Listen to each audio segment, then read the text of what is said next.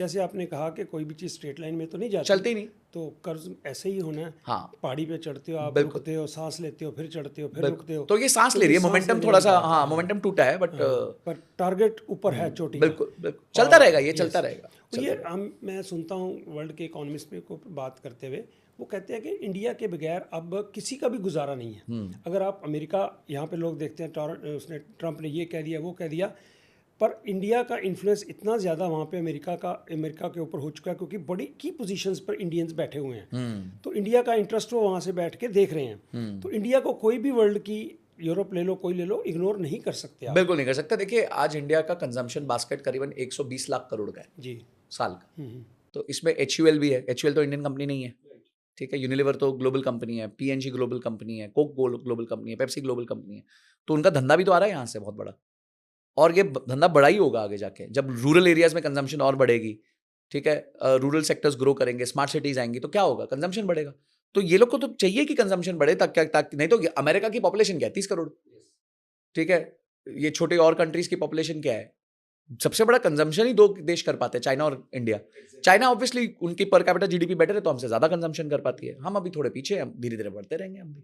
तो ये तो प्रेजेंट की आप बात कर रहे हैं ना, आने वाले वक्त में तो इंडिया जो है वो ज़्यादा बड़ा रोल अदा करने वाला है वर्ल्ड इकोनॉमी पे। बिल्कुल करेगा। तो आज आप 63वें नंबर की, अगर 64वें नंबर की आप रिलायंस बता रहे हो, तो यही रिलायंस जो अगर नंबर 25 पे भी आई तो अंदाजा लगाओ रिलायंस का कितना मार्केट कैप हो जाएगा। और जब रिलायंस बड़ा होगा तो नीचे उसके कितने सप्लायर्स है, राइट राइट, वो भी तो बड़े होंगे। एब्सोल्युटली। उनको सपोर्ट तो यही करेगा ना, मतलब छोटी कंपनीज तो बड़ी होंगी होंगी। Yes. So I think overall एक अच्छा पॉजिटिव इकोसिस्टम है। Markets will have their own times of good times, bad times, चलता रहेगा।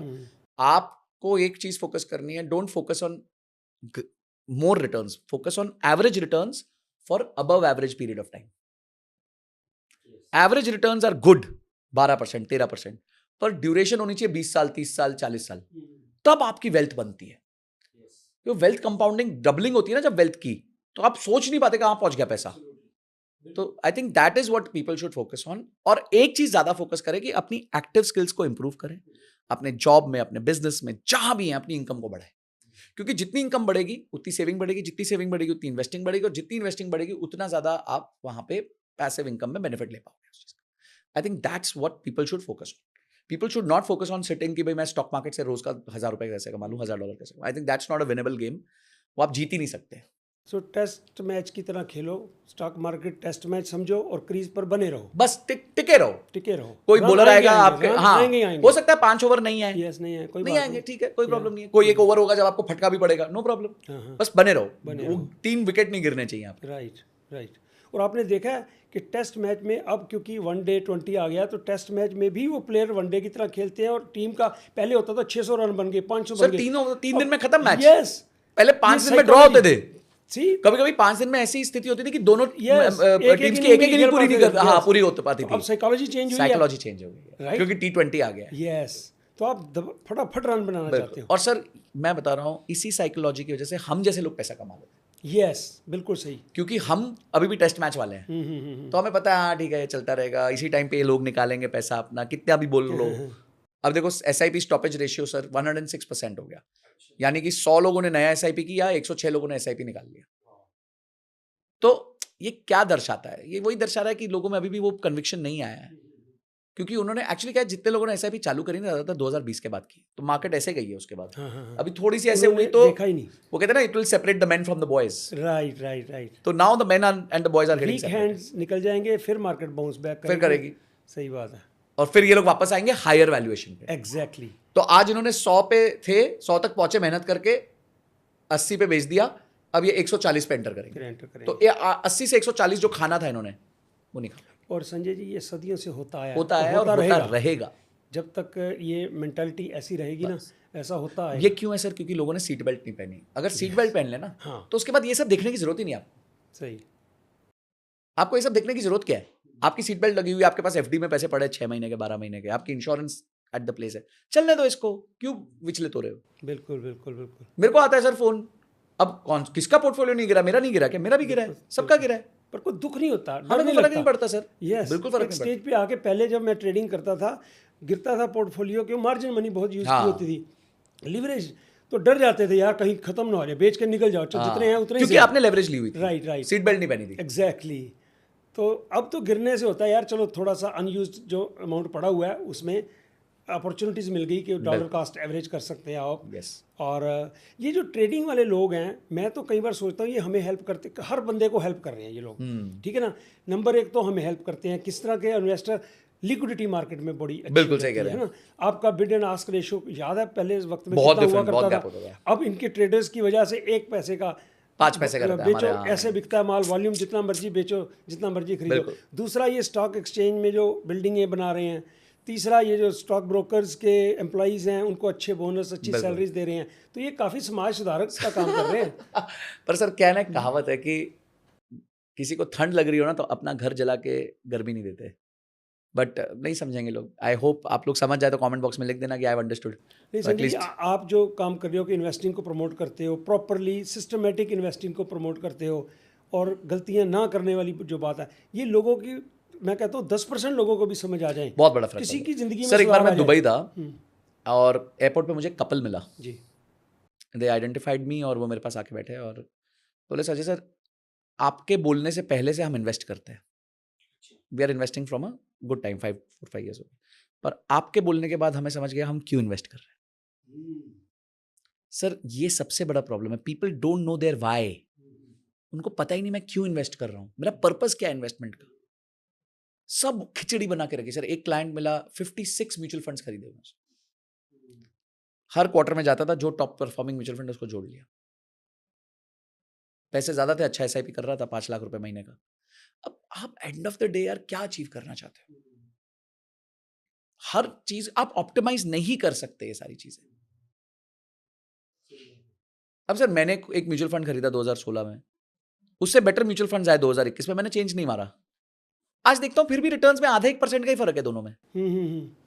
अब मैं उसमें से निकलता, बाहर जाता, कॉस्ट बेयर करता, टैक्सेस देता, इनएफिशिएंसी लाता, वर्सेस मैं बैठा रहा, तो एक आधे % का ही फर्क आया, उससे ज्यादा फर्क आया नहीं। सही बात है। और एक बात आपको वारन बफे की बता दो कि वो शर्त लगी थी उसकी 10 साल में 10 साल वाली टेड सीट्स के साथ, तो थोड़ी सी बता दो दर्शकों को जरा। सर देखो बहुत सिंपल है, उसने एक बेट लगाई 2008 के बाद कि भाई 10 साल में दोनों हम पैसा डालते, देखते कौन ज्यादा अच्छा रिटर्न बनाएगा।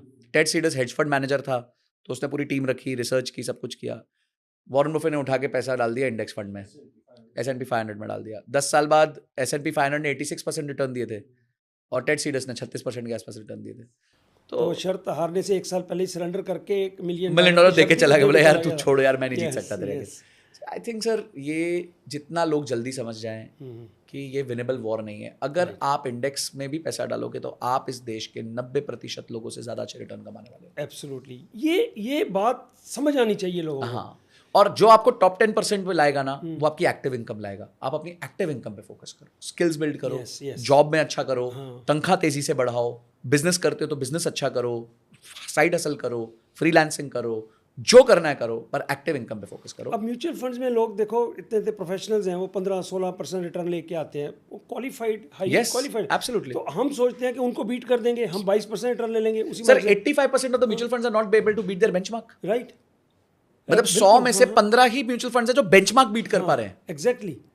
तो आप विनेबल वॉर ही नहीं है। हाँ, हम और तुम, मतलब हम लोग इतने कैपेबल हैं कि उनको भी बीट कर पाएंगे? नहीं, कोशिश करते हैं हम, हो नहीं पाता। देखिए होता क्या है, मैं आपको बताता हूँ इसको ना, इसमें एक साइकोलॉजी क्या चलती है कि कभी एक साल में ना एक व्यक्ति 50% रिटर्न बना लेता है, तो उसको लगता है मैं ये कंटिन्यू कर पाऊंगा। यस।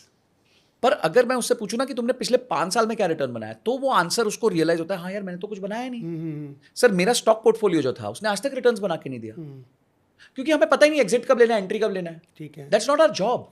हमने एक स्टॉक ले लिया, वो नीचे गिर गया, अब हम वेट कर रहे हैं। अब हम बेचेंगे कब? जिस दिन वो मेरी खरीदी भाव पे आएगा, उसके बाद वो चढ़ जाएगा। तो अंत में जाके रोते क्या है? कमाई हुई नहीं, 3 साल खराब हो गए। अब आप रोगे क्या? यार जब मैं खरीदता हूं स्टॉक नीचे चला जाता है, जब मैं बेचता हूं स्टॉक ऊपर चला जाता है। अरे भाई क्यों पड़ रहे हो सब चक्करों में? काहे दिमाग लगा रहे हो? आराम से ETF खरीदो, म्यूचुअल फंड खरीदो, बास्केट है, बास्केट कभी जीरो नहीं होता। सिंपल सी बात। बिल्कुल। निफ्टी 50 है, निफ्टी 50 में एक कंपनी मरेगी तो बाकी एक और घुस जाएगी। 50 कंपनी में से 49 तो फिर भी जिंदा रहेंगी। तो मुझे ऐसा लगता है कि ये सब विनेबल वॉर नहीं है। मत फोकस करो, इंडेक्सेस पे डालो। सेफ चलना है निफ्टी 50 में डाल दो, अग्रेसिव जाना है मिड कैप में डाल दो, बहुत अग्रेसिव जाना है स्मॉल कैप में डाल दो। स्मॉल कैप में भी कचरा मत खरीदो, स्मॉल कैप की पहली 250 कंपनियां खरीदो जो बड़ी 250 कंपनियां, दैट्स इट। हमारे देश की टॉप 500 कंपनी पे बेट करो, आप गलत हो ही नहीं सकते ओवर लॉन्ग रन। निफ्टी 500 है ना, उस पर बेट कर लो, आप गलत हो ही नहीं पाओगे, क्योंकि देश की टॉप 500 कंपनी कहाँ जा रही है भाई? वो अपने आप निकाल देंगे, जो अच्छी कंपनी है हाँ, उसको निकाल के दूसरी डाल देंगे। ये शफल होती रहेगी इंडेक्स। आपका काम वो कर रहे हैं। हाँ, आपका काम वो कर रहे हैं ना, आपको क्या परवाह करनी। अच्छा, आपको ज्यादा रिस्क लेना है, फैक्टर इंडेक्स ले लो। फैक्टर इंडेक्स में क्या होता है, आपने निफ्टी 500 लिया, उसमें मोमेंटम 50, यानी 50 वो स्टॉक 6 महीने में चर्न होते रहेंगे जो मोमेंटम देते हैं, आप वो ले लो। निफ्टी स्मॉल कैप 250 क्वालिटी 50, यानी कि 250 कंपनियों में से 50 कंपनियां निकाली जाएंगी हर 6 महीने में जिनमें क्वालिटी है। हो गया, आपका काम हो गया। तो बहुत सिंपल चीजें हैं सर, पैसा बनाना मेरे हिसाब से पैसिव इनकम से बहुत इजी है। इट्स जस्ट आपका मानसिकता लंबे समय की होनी चाहिए।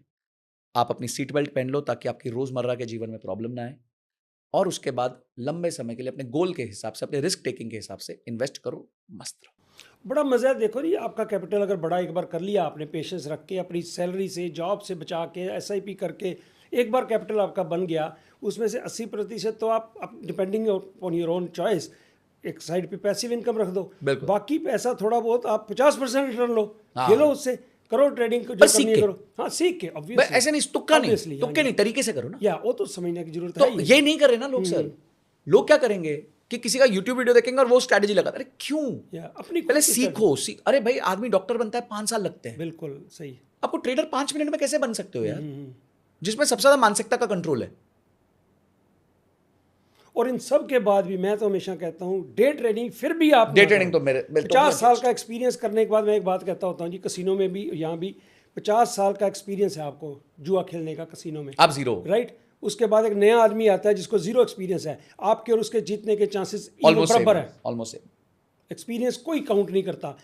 जब डे ट्रेडिंग के खिलाफ मैं बोलता हूँ तो लोग कहीं कहते हैं जी तू आप डे ट्रेडिंग नहीं करता तो करी नहीं तूने। भैया मैं अपना हिस्सा दे चुका हूँ डे ट्रेडिंग हाँ, हम वो फीस भर चुके हैं, तो दे चुका हूँ मैं, वो फीस भर चुके हैं, और नहीं, हाँ फीस भर चुका हूँ मैंने, नहीं और देना। अब मुझे आप जैसा आसान तरीका जो आपने बताया वो मुझे समझ में आ गए हैं। धीरे धीरे, यस, धीरे धीरे चलोगे, बार बार मिलेंगे, ज्यादा जल्दी बचाओगे।